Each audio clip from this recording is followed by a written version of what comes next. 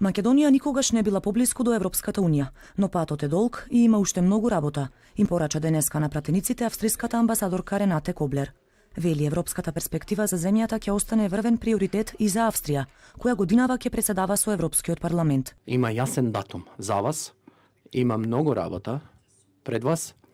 Ајде заеднички да го сработиме тоа. Во меѓувреме се подготвува терен за почеток на финалните преговори најавени за наредната година.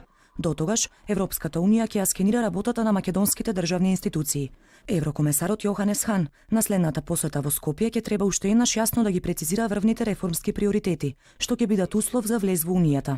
Европската унија почнува со скенирање на нашите институции, на политиките, со цел двете страни да бидеме подготвени за отворање на оваа постапка.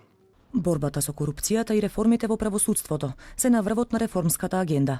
Представниците од владеачкото мнозинство се обврзаа дека ќе работат посветено на овој процес и побараа поддршка од опозицијата, која не присуствуваше на седницата. Добро е да учествуваат и да го споделат тој блесок и тој успех. Мислам дека треба сите да учествуваат во тоа за да може да го споделат. Австриската амбасадорка изрази жалење што на седницата немаше представник од опозицијата и ги повика сите политички актери да се обединат и заеднички да се вклучат во реформските процеси.